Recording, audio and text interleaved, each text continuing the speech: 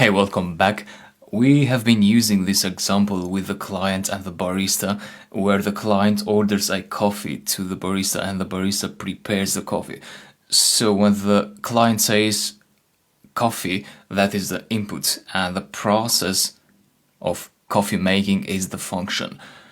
But sometimes the client could say more than coffee. They could also say milk or sugar. So what they're doing is they are providing multiple arguments, multiple inputs. And the function, the process will consider all these arguments during the process so that the product is a result of all these arguments, the interaction between these arguments. So the same works with Python. This function here gets only one argument, file path. But it could happen that the function needs more than one argument. However, this particular function doesn't really need more than one argument. So the only changing factor here could be the file path. That's why this has to come from the outside. Therefore, we will not add multiple arguments to this function, but we have something else here. We still have some repetitive code when we write the file. So we have one here in edit. We have these lines, the same ones, under add. And what else do we have? We also have a third instance of those two lines under complete. So what I'll do now first is I'll create another function.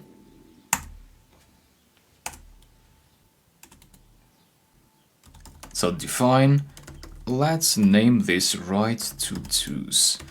So that's what this function will do for us. This function gives us the to-dos, this function writes the to-dos in the file.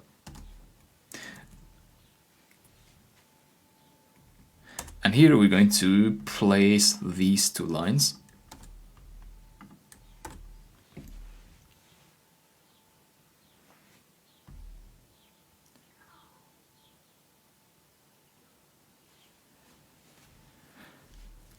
And now let's think, what does this function want to know from us, from the entity that calls it?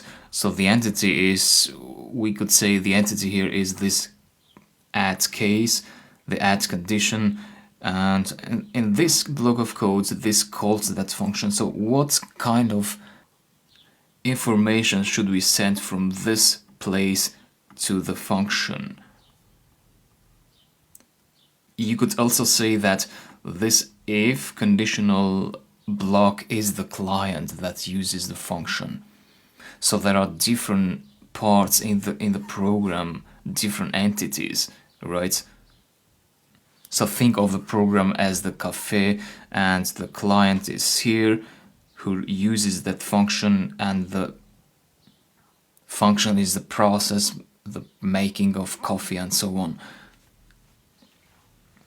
So the program is the cafe where everything happens.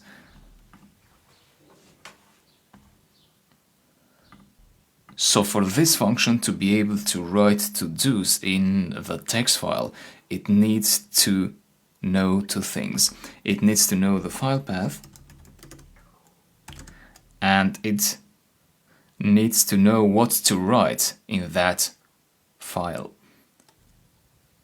In this case is the to-dos. So these are local variables. Therefore, it's a good idea to have different names from these. So that and that is not the same variable, as I explained previously. That is a global variable, that is a local variable. So to be more clear, let's say to-dos arg for argument. So that will be the argument. And then you replace the literal string with file path, and to-dos with to-dos underscore arg. and then replace these two lines with write todos.txt and comma todos. I didn't assign it to a variable, I'll explain you why exactly. And also we didn't return anything in here. Why? Well, because this function is more like a procedure. It doesn't return anything. So it modifies some components. In this case, it modifies the file, the text file, but it doesn't need to return anything. We don't need any value from this function. This function just has to go somewhere, do that, and that's it. So that was different from this function, which returns something. And we captured that return in the variable here, todos, equal to get todos. And with this function, write todos, since it doesn't return anything, we have nothing to capture. And as I mentioned, this function actually returns a non-object, which is useless. So if you did here variable equal to that, variable would be getting the non-value, which, as I said, is useless. So this function, the role of this function is to behave as a procedure. So what happens is that, again, the interpreter will read the syntax of these lines, and if the syntax is okay, then it carries on for the other lines. So then it executes this line, executes that. It actually executes them because they are not in a function, and then it executes that, and this, and that, and that, and then goes here. So what will happen here is todos, this value will go as the value of the file path local variable. This is an argument, but it's also a local variable in this function.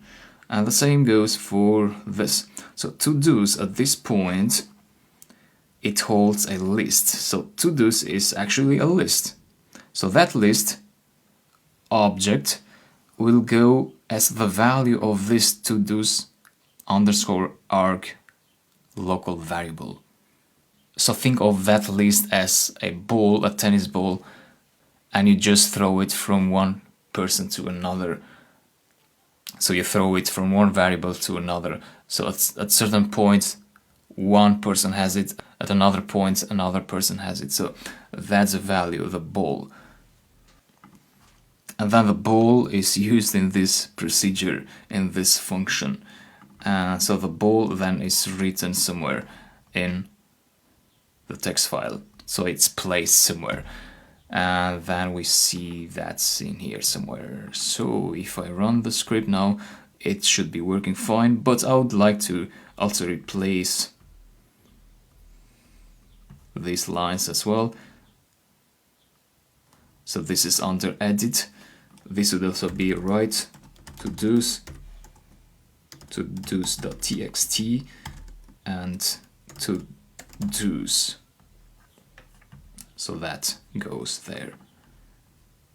Same goes in here. Write todos.txt,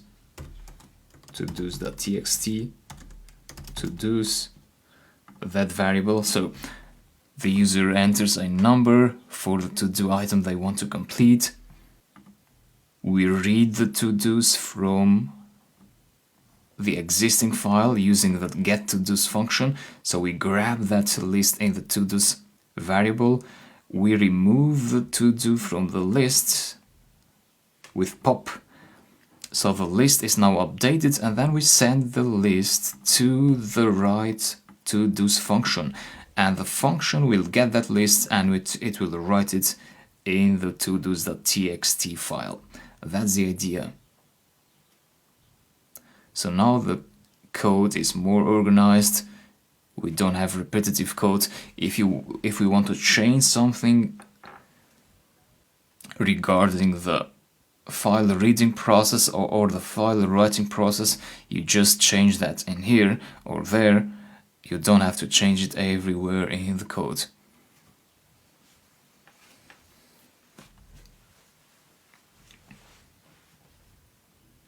So let's try out the code now. I'll add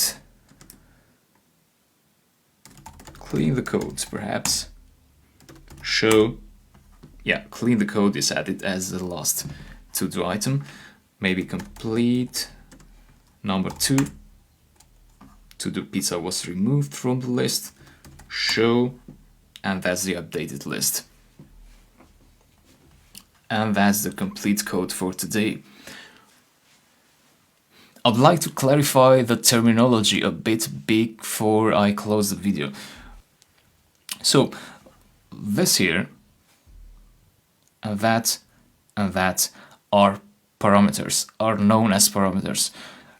So when you are writing them here in the function definition, we tend to refer to them as parameters.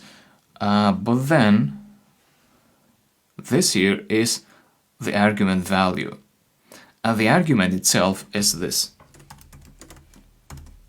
So if you mention the argument in the function call, this is the argument, and that is the argument value, and that is a parameter.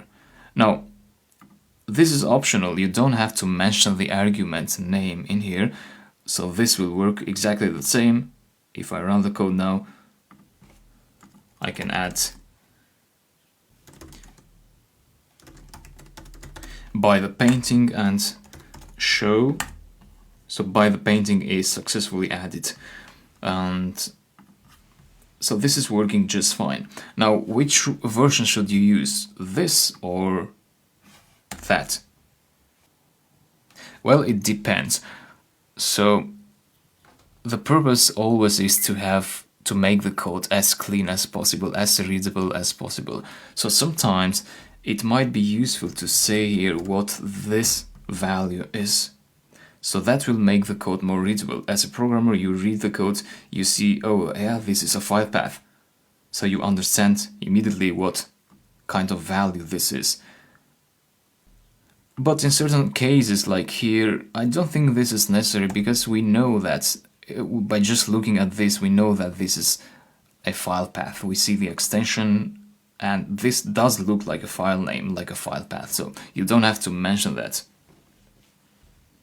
Same here, if you wanted to mention the argument name, you would say file path is equal to that, and here it would be to-dos arg is equal to that. So file path is that parameter, so the parameter name here, the argument. So when we call the function, it is referred to as an argument, the argument and the argument value. And that's to-dos arg, which is mentioned in here. And the value of that is the list. Style-wise, it is recommended not to have spaces around the assignment operator, so this wouldn't be recommended. Therefore, just do without spaces. It is recommended to have spaces around the assignment operator when you do normal variable declarations. No matter if you're doing local variables like this one in here or global variables declarations. So there are spaces, white space, around the assignment operator, but not here. And in our case, I would prefer not to have the argument names, but just have the values there. I think this is clear enough and readable. So thanks a lot for following, and I'll talk to you later.